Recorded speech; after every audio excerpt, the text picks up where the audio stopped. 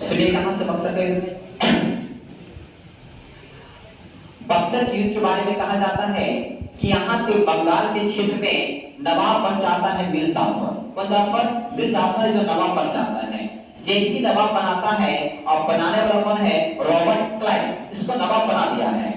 लेकिन जैसी नवाब बनता है तो मीर जाफर ने वहां पे 24 परगना, 50 लाख रुपया, किसके लिए? सैन्य खर्च के लिए और व्यक्तिगत उपहार, ये सब चीजें किसको देता? अंग्रेज को। लेकिन धीरे धीरे ऐसा होता है कि स्थिति यहाँ पे खजाना खाली हो जाता है। जब खजाना खाली होता है तो मीर जाफर देने से इनकार करता है। बस ये मीर जाफर डच से जाके मिल जाता है। जैसे ही डच से मिलता है, इंग्लैंड इससे लड़ जाता है। युद्ध होता है बेदरा का युद्ध 1767 में, और यहाँ पे डच सफाया है। फिर स्थिति आता है फ्रांस का। फ्रांस से भी रिश्ता जोड़ता है। फ्रांस से लड़ाई है वांडीवास का युद्ध, यहाँ पे फ्रांस में सब हो चुका है। अब यहाँ पे दिक्कत होने लगा कि मीर जाफर जब इतना खराब होने लगा, कहा कि सही आदमी नहीं है, इसको गद्दी से हटाओ। और इसी का दामाद जो बना हुआ है, नाम है मीर कासिम। मीर कासिम को यहाँ पे नवाब बना दिया गया। नवाब बनाने के बाद ये दामाद था मीर जाफर का। कहा कि रुकिए, हम आपको बर्दमान देते हैं, हम आपको चंदनगर देते हैं, हम आपको मैदानपुर देते हैं। ये तीनों एरिया अंग्रेज को मिल गया।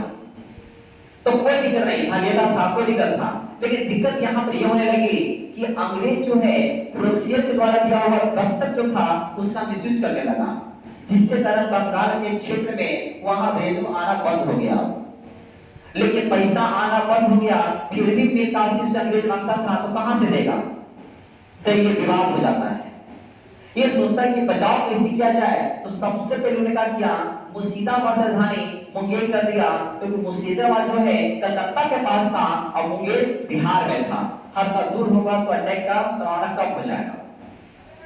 अब यहाँ पे कहता है कि सुनिए, धीरे धीरे स्थिति ऐसा करता है कि यूरोपीय प्रशिक्षण देता है। यानी कि मीर कासिम जो अपनी सेना को कैसा बोलेंगे? यूरोपीय प्रशिक्षण देता है, पूरा तैयार करता है, सेना में पैसा भी खर्च करता है। इसी के बीच में युद्ध होता है कटवा का युद्ध। कटवा में 1763 में कटवा का युद्ध जब 1763 में होता है तो मीर कासिम और क्लाइव के बीच में होता है। मीर कासिम यहाँ पे हार जाता है, क्लाइव यहाँ पे जीत जाता है। ये मुंगेर का जो एरिया देखे हैं, मुंगेर के एरिया में ये बंदूक, कट्टा तो ये सब बनाने का काम करता है कौन? मीर कासिम। फिर लड़ाई हो चुका है उदय नावा का युद्ध मीर कासिम और क्लाइव के बीच में। डेट है 1764। ये लड़ाई शुरू है। मीर कासिम यहाँ से हार जाता है और क्लाइव यहाँ पे जीत जाता है। ये हारने के बाद सीधा भागता है कहाँ पे? अवध के पास। अवध समझिएगा, अवध भाग के आता है मीर कासिम। अवध में जो बैठा व्यक्ति है वो व्यक्ति कौन है? सुजाउद्दौला। कौन बोला? सुजाउद्दौला। अब दिल्ली बैठा है, शाह आलम द्वितीय बैठा वहां पे है। मीर कासिम जो देखे हैं ये जब सल्तनत तीनों में जाता है, क्योंकि सुजाउद्दौला अवध का है, ये भी अंग्रेज के खिलाफ है। मुगल सत्ता बैठा शाह द्वितीय, ये भी खिलाफ है, इसके साथ भी गलत नीति किया जाता है। ये तीनों एक साथ मिल जाता है और उसमें गवर्नर चेंज हो जाते हैं। नाम है वेल्सिंगटन, लेकिन सेनापति है हेक्टर मुनरो। यहाँ पे आते हैं और यहाँ पे डेट फिक्स होता है 22 अक्टूबर 1764 और युद्ध का नाम है बक्सर का युद्ध।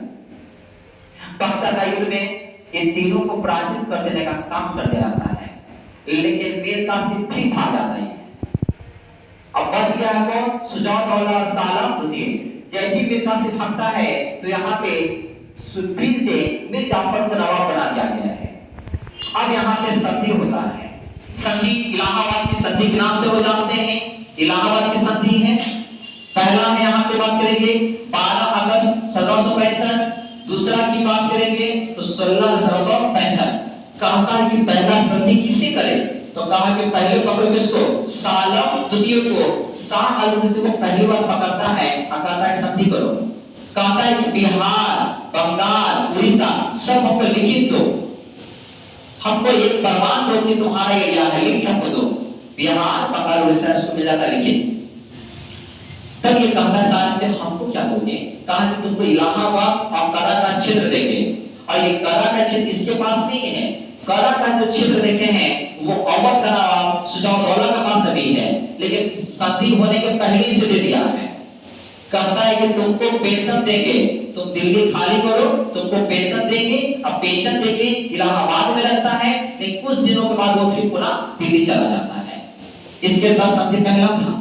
दूसरा संधि सुजाव वाला अवध, इसके साथ होता है तो बोलता है कि हम वादा कर क्या है सारपुतियों को कि इलाहाबाद देंगे और करा का क्षेत्र देंगे, तुम क्षेत्र हमको दो, हमको देना है उधर। ये क्षेत्र को ले लेता है अंग्रेज। फिर चुनाव रोड पे जो किला है उस किला पे इन्होंने अपनी सैन्य व्यवस्था को स्थापित करता है, अपना सेना लगाता चुनाव में। ये चुनाव है कहां? मिर्जापुर या 12 से 40 किलोमीटर दूर पे गंगा नदी के पास में उत्तर प्रदेश।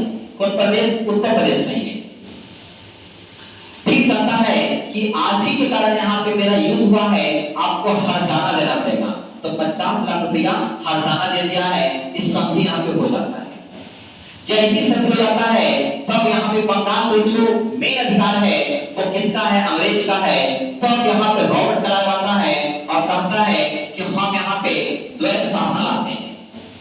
द्वैत शासन 1765 में द्वैत शासन आता है और द्वैत शासन के मुताबिक यहाँ पे दो चीजों को बांट देता है। एक को बोलता है दीवानी और दूसरा बोलेंगे निजामत। एक है दीवानी, दूसरा है निजामत। दीवानी का मतलब है भू राजस्व का मालिक, निजामत का मतलब है प्रशासनिक क्षेत्र का मालिक। भू राजस्व का जो मालिक बनता है वो कंपनी बनता है और प्रशासनिक का जो बनता है वो नवाब बनता है। नवाब चाहे जो हो, चाहे मिर्जापुर हो चाहे जो हो, नवाब बनता है। यानी कि वो जितना पैसा आएगा उन पैसा कौन रखेगा? कंपनी। खर्चा कौन करेगा? ये दिक्कत होने लगा यहाँ पे कि अगर 10 रुपया खर्चा है तो भू राजस्व वाला यानी दीवानी वाला 2 रुपया देता था, जिसके कारण यहाँ पे सही तरह से विकास नहीं होने लगा। धीरे धीरे उन्होंने पद को भी छोड़ना शुरू कर दिया कि कोई पद का कोई मतलब है नहीं यहाँ पे। इस तरह से यहाँ पे बंगाल पे पूर्ण रूप से राजनीतिक हस्तक्षेप हो जाता है और कब्जा हो जाता है और यहाँ पे शासन करना शुरू कर देते हैं। इसी के बाद यहाँ पे बक्सर का युद्ध समाप्त होता है और बंगाल में जो बैठा व्यक्ति है यहाँ से अंग्रेज हम बना दिया है। अब इसके आगे पीछे कोई नहीं है। यहाँ पे दिल्ली बैठा एरिया ये भी कमजोर है, पूरा एरिया कम हो चुका है। मालिक कौन है? पश्चिम बंगाल। इसी पे यहाँ पे इसको समाप्त